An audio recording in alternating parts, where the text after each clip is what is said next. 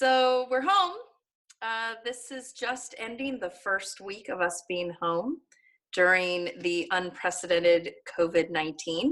So I've been doing a lot of baking. So I thought I'd make some videos to show you what you can do at home since we're not able to be together. So today we're going to make whole wheat hearth bread, which we just had for sandwiches today at my house. It was absolutely delicious. First thing you're going to need is to set out all of your ingredients and your tools, which I have done here at home. I've got a nice big bowl, and we are going to start with 2 cups of whole wheat flour. Now let's remember how we measure flour. You want to make sure you use a spoon or something to scoop the flour up into your cup.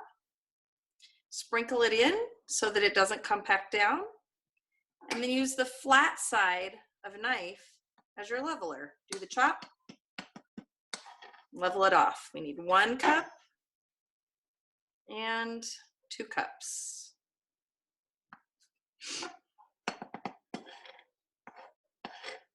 Fill in all those nooks and crannies without compacting the flour. Okay, there's 2 cups of whole wheat flour. Now we're going to add 2 cups of warm water.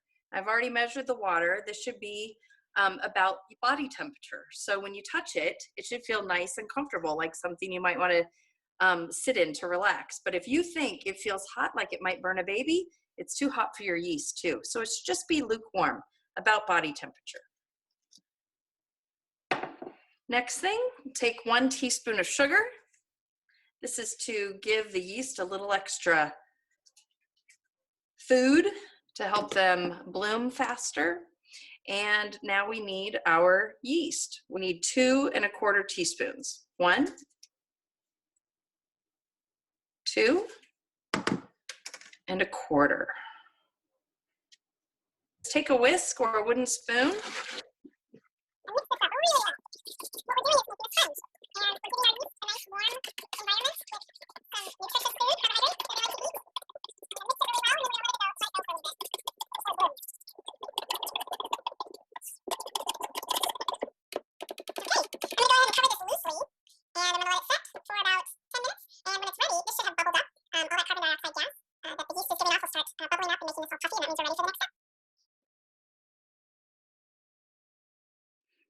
Okay, bakers, while I am waiting for my yeast to bloom, I'm going to go ahead and measure the rest of my flour into a small bowl so it's ready to go later on. We now need 4 cups of all-purpose flour. So, got my little scoop, sprinkle flour into the cup. Remember to use flat side of your knife.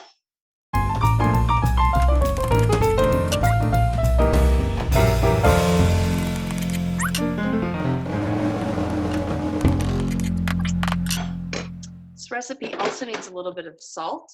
Salt is important for flavor, but it's also important to not let our yeast grow too quickly. It slows the growth of yeast. So we want 2 teaspoons of salt. I'm going to mix that in with my flour. Okay, there we go. Yeast isn't quite ready yet. I'll be back when it is.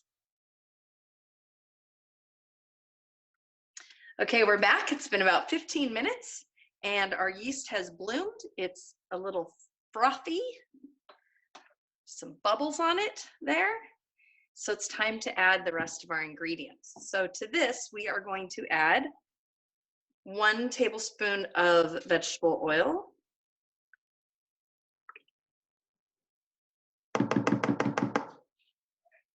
and remember earlier we measured 4 cups of all-purpose flour and 2 teaspoons of salt. I'm going to mix that in. And now we are just going to stir. We're going to get as much of this flour incorporated into the wet mixture as we can. And if you're doing this at home on a stand mixer, you can just put this with the dough hook and you can turn it on and let the machine do the work for the next 8 to 10 minutes. I don't have a stand mixer, so I'll be doing it by hand, which is a really good workout. So here we go. This is about as much as I can get incorporated. The puppy is, I'll be back in a minute. Okay, this is why I got interrupted. I'm sorry. Okay, bye-bye, honey. So what are we doing next? Oh, I'm not in it? Okay. No, you don't get to be in it. Put her shades on. Put your shades on it. Okay, we are going to mix this dough as much as we can. And this is as much as I can get it. So now I am going to use this really great tool. This is a rubber scraper. You can also use, just use your fingers, but this rubber scraper is really great. We are going to dump this out onto our board and finish incorporating all of the flour into the dough. Now, we need the dough for 8 to 10 minutes. Like I said, you can do this with a stand mixer if you have one, or you can do it by hand if you want a really awesome upper body workout. So we fold it towards us and push away with the heel of your hands. Turn it, fold towards you, and push away. Turn, fold, and push. Turn, fold, and push.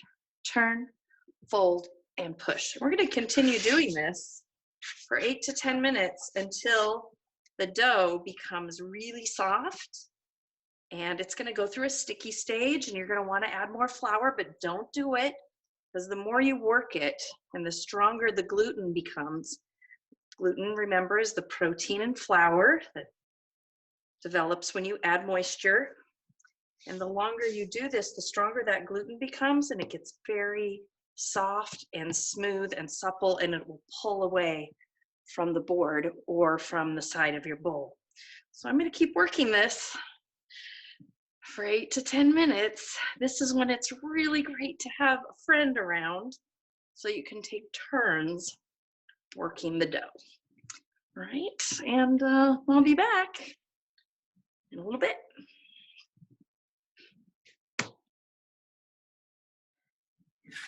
Okay, I have been kneading this dough now for about 3 minutes, and it's reached a stage where I can do the one-handed knead, which is like this. Push the dough with your heel of your hand, push it diagonally away from you, and then roll it back. And then with the other hand, diagonally away. And you keep doing this cross-body movement. It's actually a really great workout. Works your abs a little, works those forearms, the back of your arms. It's nuts. Anyway, I'm getting a little exhausted. You keep working it. You got about 5 minutes to go. Okay, I've now been kneading this heavily for 8 minutes. We're going to do something called the Windowpane Test.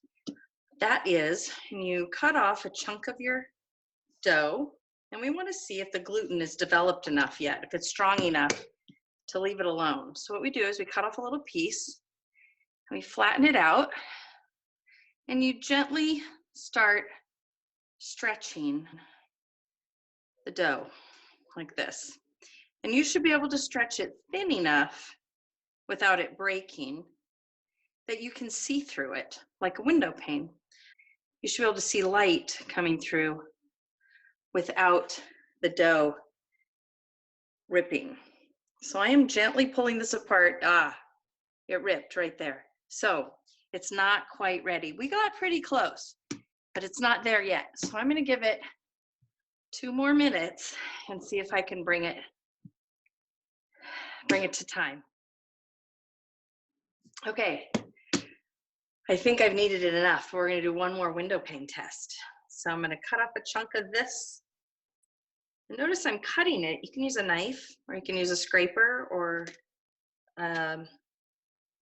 dough cutter, but I don't want to rip the gluten that I've already built up. So I want to have a clean cut.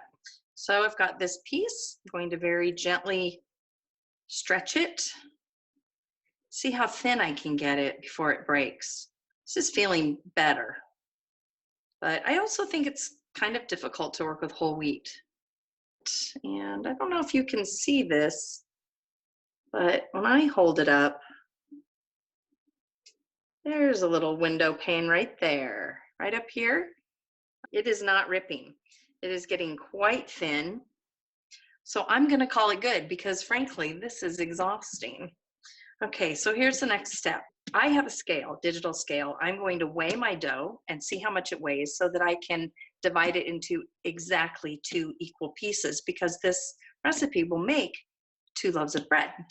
So if you don't have a scale, totally fine. Just lay this out and guess about where halfway is and cut it. So I'm gonna go ahead and turn my scale on and plop my dough down. I don't know if you guys can see that. Wow, it is 2 pounds, 11.5 ounces. So half of that would be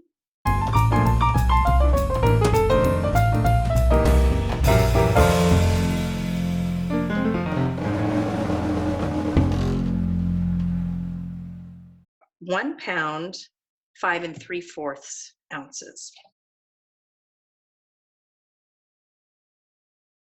Ooh, ooh, pretty good. Okay, now what we need to do is shape these into a nice smooth ball. And here's how you do it. You're going to rotate the dough as you take your pinkies and press the dough under. So you're going to do this kind of a motion, and you're kind of tucking the dough as you roll it. So I'm tucking under, tucking and rolling. See that? We've got a little air bubble. I'm tucking and rolling. And I want this to be a nice, smooth ball, because I want the yeast, as it eats the sugars in the dough and starts to burp and fart out carbon dioxide gas, I want it to have a nice tight bubble so the air doesn't escape. I want it to be trapped by the dough. So there's one ball. I'll do this again.